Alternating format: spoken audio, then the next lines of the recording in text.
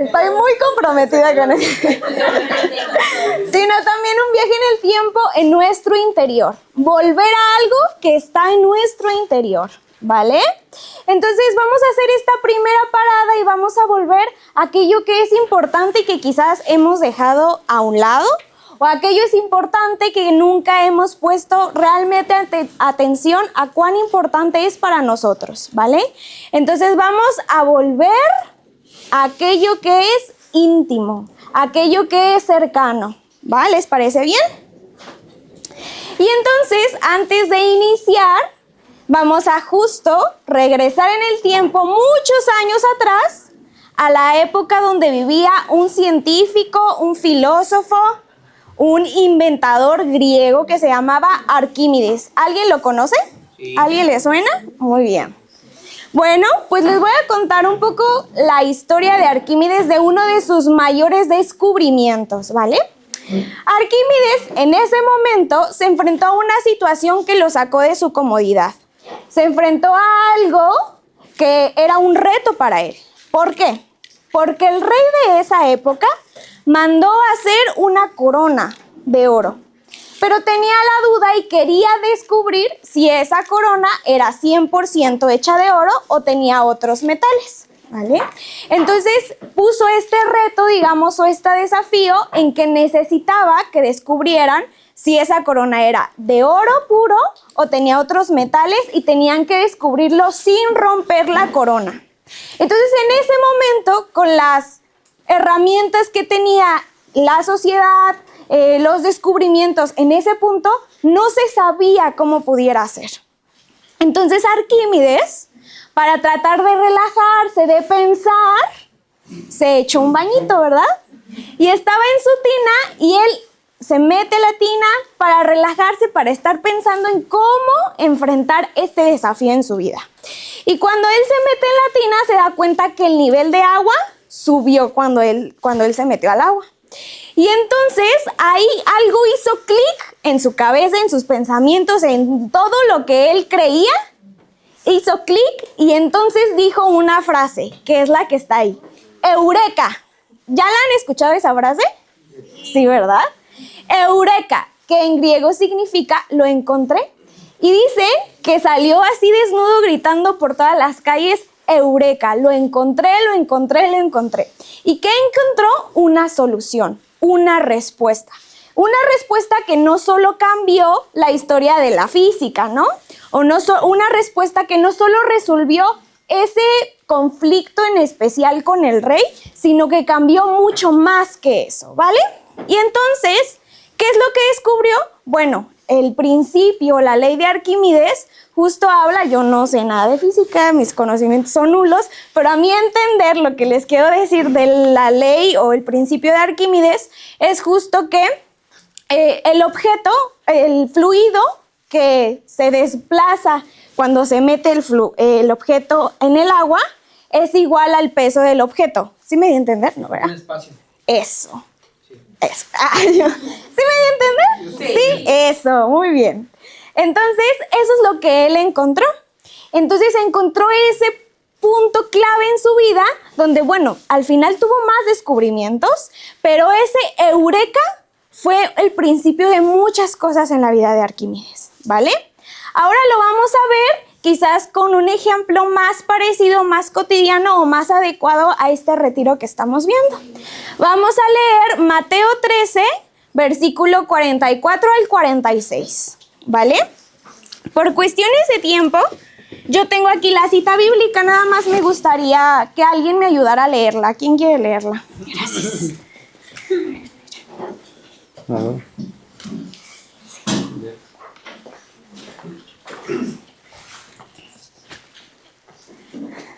Dice la palabra de Dios. Sucede con el reino de los cielos lo mismo que con un tesoro escondido en el campo. El que lo encuentra lo deja oculto y lleno de alegría. Va, vende todo lo que tiene y compra aquel campo. También sucede con el reino de los cielos lo mismo que con un comerciante que busca perlas finas y que al encontrar una de gran valor se va a vender todo lo que tiene y la compra. Palabra de Dios. Te alabamos, Señor. Muchas gracias. Entonces también encontramos a estos dos hombres que tienen su momento eureka, donde un hombre no esperaba y no estaba buscando, ¿no?, encontrarse un tesoro en ese terreno, pero encontró algo que cambió su vida y vendió todo porque todo lo demás ya parecía insignificante a ese momento o a eso que encontró. Y también tenemos a este hombre que buscaba perlas y encontró una gran perla, encontró algo importante, algo que quizás no esperaba encontrar en ese momento, pero lo cambió todo. Entonces la compró, vendió todo lo que tenía y la compró, puso todo su corazón en aquello que había encontrado. ¿Va? Ahora, ¿cuál ha sido tu momento eureka? Ya te platiqué de estos, de Arquímedes. Ya te platiqué, o la palabra de Dios nos hace alusión a estos dos hombres, ¿verdad?, que tuvieron ese primer momento significativo en su vida. Porque eureka, justo eso significa. Encontrar algo que cambia toda tu perspectiva de vida. Que hay un antes y un después de ese momento. Que hay algo que hace clic en tus creencias, en cómo te relacionas con los demás, en tu historia y en la de los demás. Porque esas personas sí tuvieron ese encuentro personal, sí tuvieron ese momento eureka personal, pero también eso afectó a su alrededor, ¿no? Arquímedes resolvió algo que hasta la fecha de hoy se estudia, ¿no? Entonces, ¿cuál ha sido tu momento eureka? Ya lo tienen, pueden escribirlo. Les doy ahí un ratito, piensen y escríbanlo, ¿vale? Y si ya lo tienen, me gustaría que al hermano que tienen a un lado puedan compartir cuál es su momento eureka. ¿Cuál creen? El primero que se les venga a la mente, ¿no? Entonces damos un minutito para que compartan. Ya. El tiempo, ya. ¿Cuál ha sido su momento eureka? Se vale decir no sé también, ¿eh?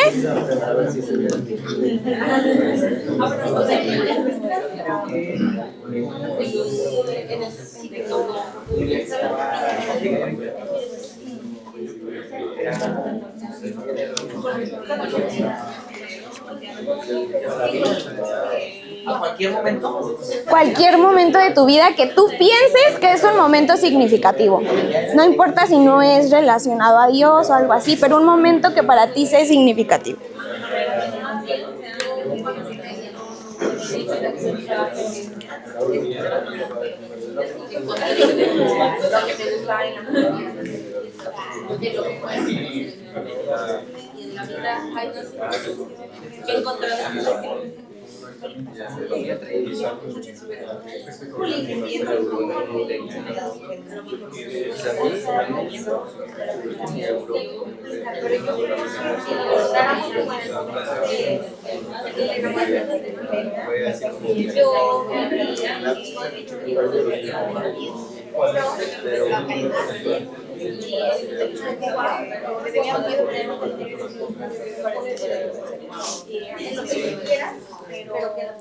Muy bien, vamos a continuar. Los que compartieron se quedó pendiente a lo mejor algunos en compartir, pero ya habrá otro espacio para seguir compartiendo en esta línea, ¿vale? Vamos a seguir. Tengan en mente y en su corazón este momento eureka en la vida de cada uno de ustedes, ¿vale? Vamos a continuar. Antes, en todas las personas que han tenido un momento eureka, antes hubo algo. Antes tuvieron un proceso. ¿Cuál fue? Que hubo una necesidad en sus vidas o hubo una situación que justo los hacía salir de su zona de confort, de su comodidad, algo que los cuestionaba, algo que no les agradaba, pero en sí había algo primero, habían algo que no cuadraba en su vida y entonces apareció un llamado. Pero ahora vamos a adentrarnos este concepto de eureka a esta vida en Cristo, ¿no? Y entonces, antes del momento eureka, hay una necesidad, pero también hay un deseo de Dios de ponerse en comunicación con sus hijos para obrar en algo, en esa necesidad. Por eso empieza en la persona a moverse algo, ¿no? Esta incomodidad o esta situación que ejerce para que esa persona se ponga en comunicación de Dios, porque ese es su deseo, y empiece a obrar. Pero antes de que esa persona haga algo, tiene un llamado de Dios al ser. Antes del hacer, estamos llamados al ser. Entonces, antes de descubrir ese momento eureka, primero hay un llamado, también un encuentro eureka, pero al ser. ¿Y qué es ser? Dios quiere que seas su hija, su hijo. Dios quiere que seas su amigo, su amiga, íntima, cercana. Dios quiere que seas su confidente, que lo escuches antes de ponerte a hacer algo. ¿Y cuál es nuestra cita lema? A ver, esa es el antes. A ver, hicimos la asamblea ayer. A ver. En sus gafetes sí están esta. A ver, hagan trampa. ¿Cuál es la cita lema de nuestro congreso? ¿Cuál es? Y los apacentó. Ok, muy bien.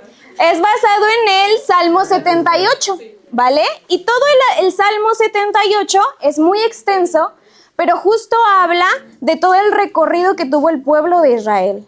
Todas esas veces que el pueblo de Israel falló, que lo rechazó, que fue infiel, pero todas esas veces que Dios le siguió confiando, lo siguió amando, lo siguió perdonando y atrayendo así. Entonces nos vamos a centrar en estos últimos versículos, del 68 al 72. ¿Vale? ¿Alguien quiere leerlo? Es en lo que está en la pantalla. Por favor. Eligió la tribu de Judá y el monte Sión, al que amaba. Edificó su templo firme como las montañas, como la tierra, lo cimentó para siempre. Eligió a David, su siervo, lo tomó de los corrales del rebaño. Lo llamó cuando cuidaba ovejas para hacerlo pastor de su pueblo Jacob y de Israel su heredad. Y él pastoreó con todo su corazón, con mano experta los convocó. Palabra. Alabamos, Señor Jesús. Y entonces vemos, les digo, todo este caminar, pero vamos a centrarnos en estos últimos versículos. En estos últimos versículos habla que Dios elige al que ya amaba, edifica y cimienta para siempre algo. Y se pone en contacto, como lo habíamos visto ahorita en el proceso de la eureka, se pone en contacto con alguien. Dios elige a David, su siervo, y lo tomó desde donde se encontraba David, que en ese momento pastoreaba el rebaño de su padre. Y ahí Dios lo toma y lo llama a cuidar las ovejas, pero de su pueblo. Y dice que David pastorea con todo su corazón y con mano experta condujo aquel llamado, aquel servicio que Dios ya lo había puesto. Pero volvemos a lo que habíamos dicho. Dios llama primero al ser y luego al hacer. Y a lo mejor todos conocemos ya la historia de David. Samuel lo unge cuando era todavía un joven, el más pequeño de su familia, y lo unge siendo inexperto en la guerra, en el reinado, ¿no? Pero David tenía experto el corazón en pastorear, ¿no? Y lo llama siendo muy joven y habiendo un rey de Israel. ¿Cuál era el rey de Israel en ese momento? Era Saúl. Pero Saúl había dejado de ser siervo de Dios para solo ser rey. Y había desobedecido a Dios, no lo había escuchado. Y Dios lo rechaza por su desobediencia. Porque ahí cuando Samuel lo confronta a Saúl, Samuel le dice, Dios no quiere el sacrificio, quiere la obediencia. Pero Saúl solo estaba fijo en lo que a él le importaba. Estaba fijo en tener un gran reinado, en darle de comer al pueblo, pero estaba más fijo en ese cargo, en esa postura, y dejó de apacentar o pastorear con todo su corazón desde la visión de Dios y solo con lo que él creía. Y es ahí donde Samuel va y unge al nuevo rey, que es David, un joven. Y lo unge chiquitito. Y David termina siendo rey mucho tiempo después. ¿Por qué? Porque antes de que fuera rey, Dios quería que fuera su amigo, su siervo. Dios no quería solamente poner a otro rey porque ya no le gustaba a Saúl. No, Dios quería poner a un rey que lo escuchaba, que fuera su siervo íntimo. Y entonces David es siervo o servidor. Y para esto vamos a usar como esta clasificación o esta definición en que el servidor hace bien las cosas. Hace bien las cosas, hace bien su chamba. Pero el servidor da la vida por la obra. El servidor da todo por Dios, da la vida por Dios. Y entonces vemos a un Saúl que quizás era un buen rey, ¿no? A los ojos del pueblo, victorioso, con muchas riquezas, pero a los ojos de Dios, Dios quería un rey que fuera su siervo. Y entonces vemos a David que desde niño, cuando Dios lo elige y lo llama, vemos a un David que lo alaba. Pero también tiempo después vemos a un rey que lo sigue alabando. Entonces, ser siervo es morir constantemente al yo y sumergirme totalmente en una cercanía con Dios en cada momento de mi vida. En el momento en que se presenta esa necesidad, en el momento en que se presenta ese llamado, en el momento cuando ya estoy liderando, en el momento donde tengo que servirle a mis hermanos, en cada momento me tengo que sumergir en la cercanía de Dios si quiero pastorear con el corazón y sobre todo si quiero ser siervo más que solo servidor. Y ahí es donde nos vamos a empezar a confrontar el día de hoy. ¿Tú qué eres, hermano? ¿Eres siervo o eres servidor? En tu liderazgo, pero también en tu vida. ¿Por qué? Vamos a ver cómo estas áreas, para ir ahí en su libretita donde estén anotando, pueden ir como que Dios les muestre y les permita discernir en su corazón cuáles son aquellas áreas donde siguen siendo servidores y todavía falta para ser siervo. Porque un servidor en el área de servicio busca que su comunidad funcione, busque que el distrito crezca, ¿no? Su motivación debe ser la responsabilidad, el deber, organiza bien, hace bien los retiros, los estructura, pero un siervo, su motivación principal, sí es que la comunidad crezca, pero es sobre todo agradarle a Dios. Su motivación principal es relacionarse con Dios a través del servicio. No se pregunta qué me toca hacer, sino qué quiere Dios que yo haga. En la relación con Dios, un servidor, claro que tiene valores cristianos. Claro que Dios inspira sus acciones o sus propósitos. Pero un siervo lo lleva más allá y vive cada momento de la acción desde la centralidad en Cristo. Su liderazgo es una vocación, su liderazgo es un llamado, da la vida por la obra. Y entonces su relación con Dios y cada paso de su vida no solo se queda en el mero servicio, no se queda de, bueno, Dios creo que le gustaría un retiro de jóvenes o le gustaría que acompañara a tal y pues eso es lo que voy a hacer, lo voy a hacer bien para que el hermano persevere. Pero un siervo es, Dios, ayúdame a acompañar, o sea, lo lleva en cada momento de esa inspiración que Dios le muestra. No solo se queda con, creo que eso es lo que a Dios quiere, sino que lo lleva consigo en cada paso de ese servicio, de ese llamado. La actitud ante el sacrificio, un servidor sirve mientras no le afecte su comodidad, mientras no le quite tiempo de su trabajo, mientras no le quite tiempo de su escuela, mientras no le afecte sus horarios de sueño, ¿no? Bueno, yo sé que todo eso es importante, no estoy diciendo que no tengamos el cuidado en todas nuestras áreas, ¿verdad? Porque ahí Dios también nos llama a ser servidores. Pero a lo que voy es que un servidor ante el sacrificio, pues justo se cansa cuando no hay resultados, ¿no? Y se limitan, esto es lo que puedo dar, esto es lo que me toca dar. Pero un siervo está dispuesto a renunciar, a sufrir y a hacerse uno con Cristo en la cruz del madero. Dar la vida por la obra, dar la vida por sus hermanos, porque ahí da la vida por Dios. En la autoridad, un siervo lidera desde la humildad y el ejemplo, desde el testimonio, no del cargo. No ve a sus hermanos como tareas, sino como justo personas que necesitan ser pastoreadas, pero que él ama. Un servidor simplemente lidera desde la eficiencia y la organización y a veces cae en querer ser protagonista, ¿no? Querer ser reconocido como el encargado, como el coordinador.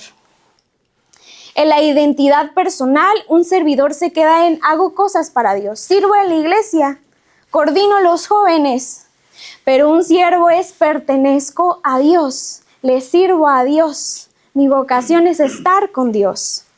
El propósito es, el siervo busca el reino de Dios y el servidor solo se queda como en una instancia en comunidad. Como, pues ya tengo este cargo que dura 3 años y después de esos 3 años, pues quién sabe qué va a pasar, ¿no? O, nada más mi servicio es acompañar a esta hermana por 3 meses. O, mi servicio es solo dirigir esa asamblea de alabanza en la asamblea de jóvenes. Y se queda solamente aquí en el ahora como si su llamado fuera momentáneo.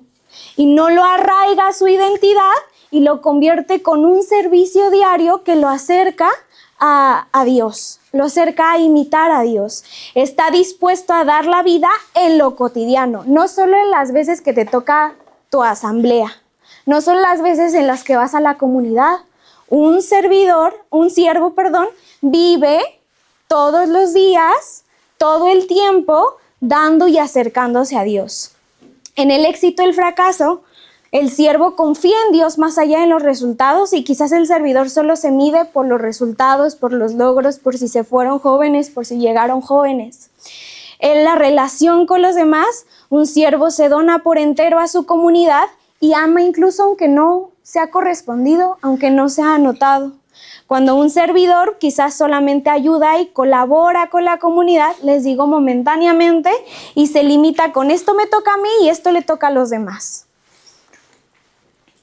Y entonces Ignacio Larrañaga nos dice que en todos los líderes de la fe, en la Biblia, principalmente hoy vamos a abordar el Antiguo Testamento, todos estos líderes de fe que tuvieron su momento eureka, que fueron servidores y pastoreados y pastores de todo corazón, dice que Dios se pone en comunicación con el hombre. Después Dios pronuncia una palabra y el hombre se entrega incondicionalmente. Yo por eso les decía, piensen en su momento eureka, ¿no? A lo mejor algunos pudieran decir que su primer momento eureka o el momento eureka de sus vidas fue cuando tuvieron ese encuentro personal con Dios, ¿no? Cuando recibieron el querigma quizás, cuando supieron de la existencia de un Dios que los amaba, que los había salvado, que había dado todo por ustedes. Y ahí hay esa emoción, o yo lo recuerdo mucho. Yo no quería ir a la comunidad ni acercarme como tal a la iglesia y tengo ese retiro querigmático en mi juventud, en mi adolescencia. Y entonces hay como algo ferviente, ¿no? Y ya todo el tiempo quería estar en la comunidad, y todo el tiempo quería estar con mis amigos, y todo el tiempo quería estar haciendo oración. Pero ¿qué pasa después? Dios pone prueba esa fe, ¿no? Y empiezan las pruebas, y empiezan los cuestionamientos de, bueno, si ya te estoy sirviendo, ¿por qué me estoy sintiendo así? Bueno, si ya te estoy sirviendo y estoy cerca de ti, ¿por qué tengo tribulaciones en mi salud? En la salud de mi familia, en las relaciones con, en general, mis amigos. Y entonces empiezan estos cuestionamientos, pero ¿qué pasa? Un Dios bondadoso se descubre de nuevo y hay otro momento, eureka, ¿no? ¿Y qué pasa en ese momento eureka significativo? Que entonces la persona alcanza el punto más alto del plan trazado por Dios. Porque ya no solo se entrega en una visión limitada de lo que es Dios, de un Dios que solo apapacha, sino un Dios que permanece, que a pesar de las pruebas, su misericordia se desborda y te abraza. Y entonces ahí encuentras un punto máximo donde tú te haces parte y abrazas la obra de Dios, y abrazas su llamado y lo abrazas a Él. Y vemos muchos ejemplos en el Antiguo Testamento. Vamos ahorita a ver rápido el ejemplo de Abraham.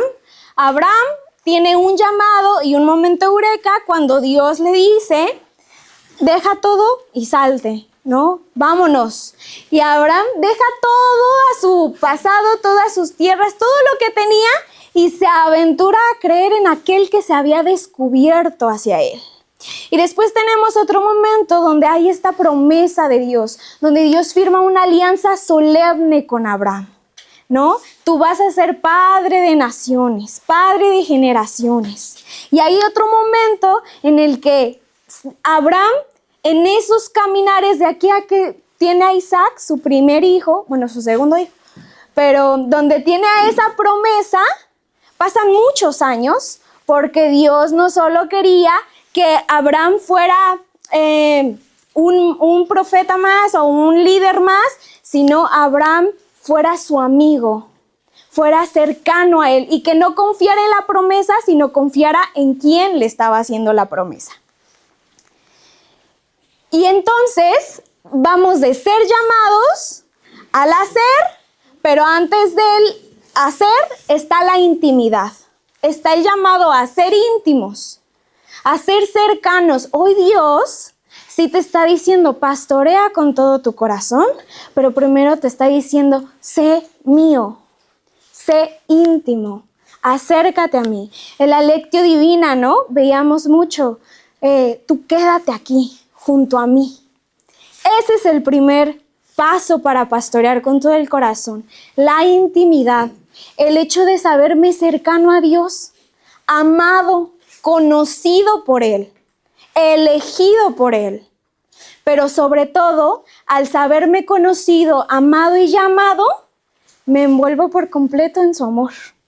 Me sumerjo por completo, me meto en el mar de su verdad y su belleza. Donde ahí, en su luz o en su mirada, ya no tengo nada que esconder, porque Él ya llamó y ya eligió y ya escogió a mí, tal como soy. Y a su luz y en su intimidad, ya no tengo nada que esconder. Entonces se caen todas las barreras, se caen todas las máscaras y simplemente yo le miro y Él me mira con amor. Mirada que no necesita razonamientos, que no necesita lógicas, sino que se vuelve natural, sin palabras, se vuelve íntimo. ¿Cuál fue la receta entonces?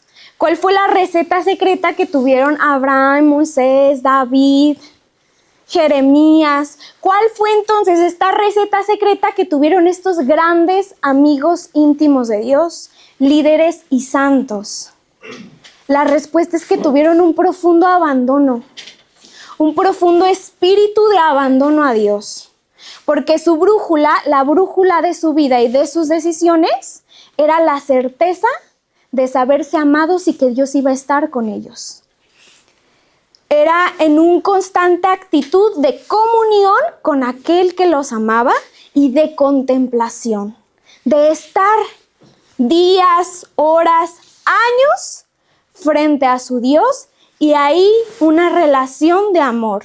Y a pesar de que tuvieron altas y bajas, de que tuvieron momentos de enojo, momentos de duda, se entregaban una y otra vez. Porque Dios no nos pide que renunciemos a ser humanos, a simplemente ser humanos.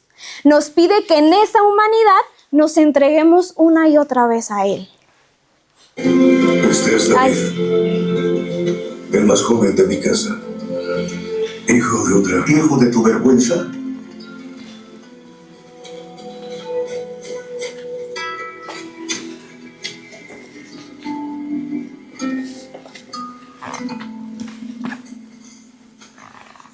¿Quién es usted? Yo soy Samuel, profeta del Altísimo.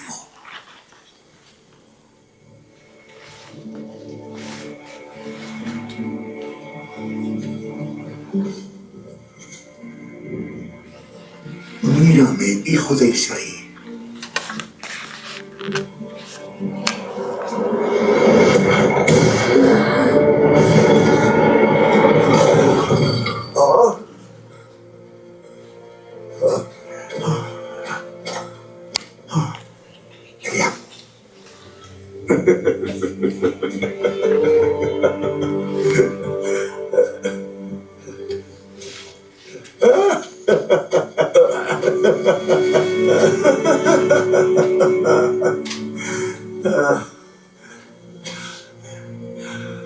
Hoy esperaba a un gran guerrero, pero Dios no ve lo que el hombre ve. El hombre ve la apariencia externa, Dios mira el interior del corazón. David, hijo de Isaí, simple pastor, al terminar este día, serás algo completamente nuevo.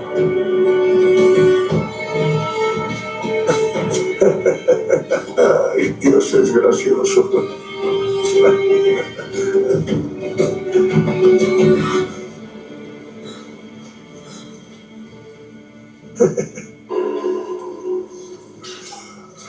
Salud.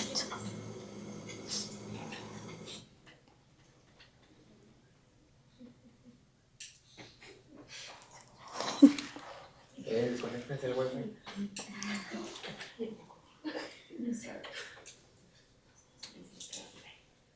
Sí. A ver. Sí. Creo que ya no hay internet, ¿verdad?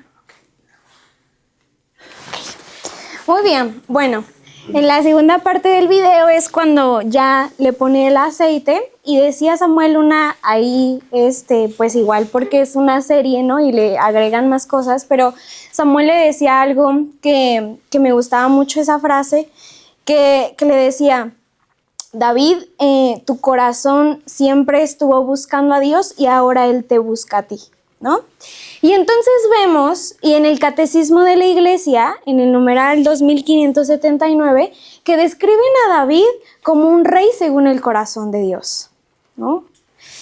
Y me gusta mucho también como hoy en la Eucaristía hablamos de David, y ahí vamos un poquito a este David, que ahorita vemos a este joven entregado, ¿no? Que buscaba a Dios y Dios lo encontró en la etapa que estaba viviendo, ¿no? Y lo levantó y lo eligió como rey.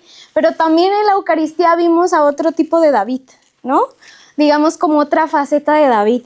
Un David que cometió pecado, ¿no? Un David que cometió adulterio y fue asesino. Pero aún sabiendo toda la historia de David, el Catecismo de la Iglesia lo sigue llamando un rey según el corazón de Dios. ¿Por qué? Porque David, el hilo conductor de su vida era la cercanía en oración con Dios. Dios, aún viendo a David santo y pecador, perseguido y perseguidor, víctima y verdugo, escuchaba su oración, porque David nunca dejó de acercarse a él. En la condición y en el corazón, lo que tuviera, sea que estuviera cometiendo pecado, David iba y oraba y sacaba todo lo que había en su interior y lo ponía en la cercanía de aquel amigo amado con el que había estado recorriendo toda su vida. Y David santo, David perseguido también por Saúl, también iba y desbordaba todo eso que estaba viviendo y lo ponía en las manos de Dios.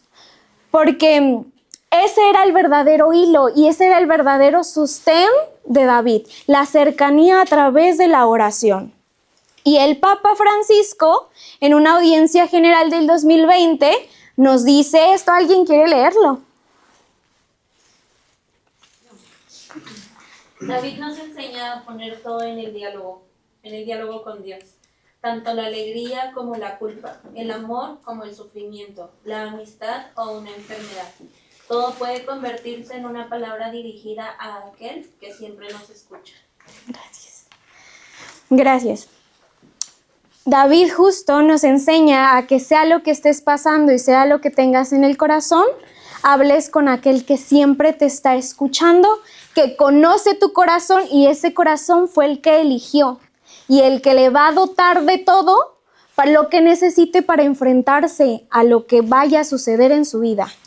Entonces el abandono o el espíritu de abandono de David y de todos estos líderes es en dos partes, ¿no? Un abandono al pasado, es decir, la reconciliación y aceptación de todo lo que ya viví, de todo lo que cometí quizás, de todos mis errores, de todos los momentos en que fui infiel a Dios, que no seguí con rectitud lo que Él me pedía.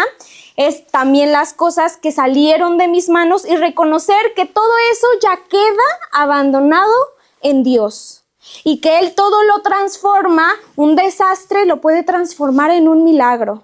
Y me abandono por completo en su misericordia y en su bondad en mi pasado, y ahora, como David, cuando pecó, no solo dijo, bueno, pues ya pasó, ¿no? Ya se murió, ya cometí adulterio, no, sino volvía a la cercanía con Dios y le expresaba todo su dolor y arrepentimiento. E hizo todo lo necesario, ¿verdad?, para tener esta reconciliación con su amigo íntimo, con su Dios. Y también hay un abandono en el futuro, en el que debemos de preguntarnos, esto que está pasando, esta situación en la que te encuentras en tu liderazgo, sea cual sea, ¿hay algo que puedas hacer? O sea, ¿está en tus manos hacer algo? ¿O solo necesitas depender totalmente en Dios? Depender totalmente de su voluntad y depender totalmente de lo que Él quiere obrar en ti y para ti. Benedicto XVI en el 2012 nos dice que la certeza de que por más duras que sean las pruebas, difíciles los problemas y pesado el sufrimiento, nunca caeremos fuera de las manos de Dios. Esas manos que nos han creado, que nos sostienen, nos acompañan en el camino de la vida, porque la guía un amor infinito y fiel. Y entonces hay este momento en intimidad donde lo encontré a Dios, me encontré a mí mismo, mi verdadera identidad de su hijo, ¿no? Y ahí donde Dios es Dios, donde no está arrinconado y donde no está sujetado solamente a lo que yo creo que Él debería de hacer, cuando Él sigue siendo Dios, yo sigo siendo plenamente humano, pero en su gracia y en su cercanía es donde alcanzo la santidad. Y eso es ser líderes, o mejor dicho, ese es el comienzo en intimidad de poder ser líderes que pastorean con todo su corazón, con todas tus facultades, de pastorear desde los sentimientos, desde las conductas y desde las sensaciones de Cristo Jesús. Y entonces es eso, con todas tus facultades humanas, con el corazón que Dios ya eligió, sabiendo cuáles eran estas, Dios quiere que pastorees el corazón. Porque si Dios te elige es porque ya miró tu corazón y confía en que puedes pastorearlo, ¿no? Pero teniendo en cuenta todo lo que eres, pero lo que serás también en Él. Entonces tenemos facultades cognitivas, que son estas facultades que nos ayudan a recibir la información, a procesarla, a guardarla, a transformarla y también a resolver problemas en nuestro día a día, ¿no? En este caso tenemos a José el Soñador. José el Soñador también desde muy pequeño Dios le habla a través de sus sueños, en profecías, de lo que quiere para él y también lo que quiere que él haga. Y entonces tiene todos estos sueños y la gente a su alrededor pues no le creía, ¿no? Principalmente sus hermanos, lo tiraban de a loco. Pero esa información que recibió de Dios no solo la guardó ahí en sus recuerdos, José, sino que la fue transformando, que ese fue su motor para seguir firme con un corazón recto a pesar de las pruebas, a pesar de que lo metieron a la cárcel, a pesar de que la gente lo odiaba, ¿no? A pesar de todo eso, José procesó esa información que Dios le estaba dando, la guardó, la atesoró y la transformó para después ser un gran líder, un líder que resolvía desde la voluntad de Dios.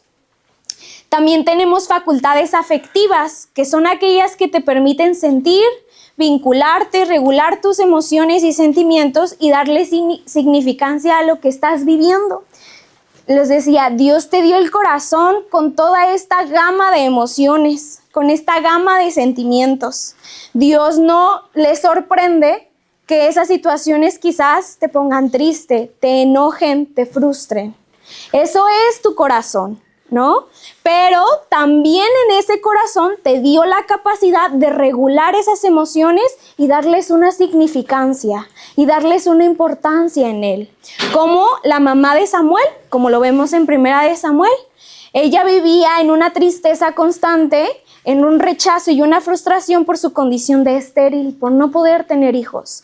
Pero aún así seguía orando fervientemente a Dios y Dios mira su corazón y le regala a un hijo. ¿Y qué hace ella con toda esa historia y con toda esa gama de emociones y experiencias?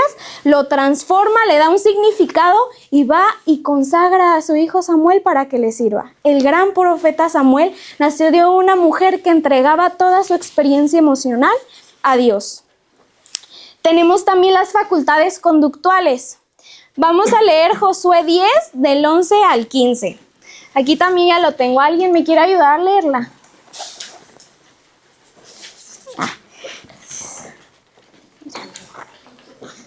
Gracias. Josué 10 del 11 al 15. Mira aquí. ¿Del 10? Mira, si no lee desde el 11. Ay, sí. Por favor. Cuando iban huyendo hacia Israel, en la cuesta de Bejerón, el Señor hizo caer sobre ellos una tremenda granizada, hasta seca, y murieron todos. Murieron más por las piedras de granizo que por la espada de los israelitas.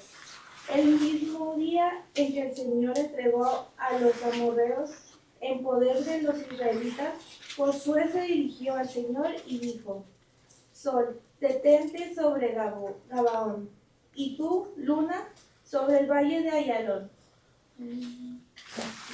Y el sol se detuvo y la luna se paró hasta que el pueblo se vengó de sus enemigos. Todo esto está escrito en el libro del justo. El sol se detuvo en el cielo y tardó un día entero en ponerse. No ha habido un día como aquel, ni antes ni después, en el que el Señor haya obedecido la voz de un hombre, porque el Señor combatía a favor de Israel. Josué, con todo Israel, regresó al campamento de Huai. Gracias. Palabra de Dios. Te alabamos, Señor. Entonces vemos a un suceso muy importante justo en esta parte que dice: nunca antes se había oído o había pasado que Dios obedeciera a un hombre. Y vemos a Josué también en esta parte de las facultades conductuales, que son que aquello que es importante para mí, en lo que pienso. ¿Han visto Intensamente? Sí. ¿La 2? Sí. ¿Ven que en Intensamente 2, bueno, la verdad no me acuerdo mucho, pero de cómo sucede o los personajes, pero Ansiedad va tomando aquellas creencias centrales de Riley y va cambiando la forma en cómo ella actúa, ¿no? Entonces Ansiedad toma aquello de, no sé, Riley, eres valiosa, ¿no? No sé, y la convierte en nunca vas a ser suficiente. Y eso transforma en cómo Riley pues vive, ¿no? Entonces, aquellas facultades conductuales es justo eso, es lo que hace, es lo que es visible, que expresan lo que pienso, lo que es central para mí en mi interior. Entonces, vemos a Josué que cuando él es llamado, Dios le dice: no tengas miedo, yo voy a estar contigo, sé valiente, sé fuerte. Y eso para Josué, su momento eureka, lo transforma tanto que tiene un liderazgo en el que no duda, porque sigue aferrado a aquello que Dios ya le puso en el corazón. Entonces vemos a un Josué que no tenía miedo y que creía fervientemente que dando 7 vueltas a unas murallas que eran impenetrables, iban a derrumbarse, porque Dios lo había dicho, porque Dios se lo había dicho. Y actúa bajo eso. Entonces también vemos a este Josué que tiene la confianza y la certeza y el abandono total en intimidad con su Dios, que le pide que pare el sol, y Dios lo hace. Y las interpersonales. Tenemos ejemplos como Nehemías, como Moisés, y son estas facultades que te permiten relacionarte, comunicarte y colaborar con los demás, construyendo relaciones significativas. Y es en subir al monte como lo hacía Moisés, ponerte cara a cara con tu Dios, escucharlo, pero después bajar de ese monte y ponerte al servicio de los demás. Con estas facultades que Dios te pide y te da la capacidad de tener, en que puedas construir una relación con aquellos y pastorearlos con todo tu corazón, porque Dios te pide que no solo seas Un recipiente que se llena de Él, pero que no va a llenar a los demás, sino que seas como un vasito que se sigue llenando de agua y que se desborda tanto que empapa todo lo que está a su alrededor. Entonces Dios te llama a ser como ese Nehemías que va, anima desde la empatía, que va y anima desde la comprensión a ese pueblo que se sentía lastimado y reconstruyen una muralla, ¿no? O ese Moisés que baja del monte con la cara resplandeciente y que todos notan que había estado con Dios, ¿no? Dios te pide que allá donde vayas a intimidad con Él, bajes al servicio de los demás, te relaciones con los demás y sin siquiera decirlo, la gente pueda ver que has estado con Él en cercanía. Entonces, los líderes de fe, no, estas personas que hemos visto sus historias que parecen quizás muy lejanas a nosotros, ¿no? No hicieron cosas extraordinarias al inicio. Lo más extraordinario que hicieron fue dejarse encontrar con Dios. Y Dios hizo todo lo demás. Entonces, antes del hacer, antes de que vayas en servicio, antes de ser coordinadora, te pide que seas su hija, su hermana, su sierva, ¿no? Una servidora que pastorea con todo lo que tú eres. Y Él hará lo demás, pero te pide, quédate junto a mí. No te apartes de mí. Entonces, antes del hacer hubo un ser y antes del servicio hubo un encuentro con Él.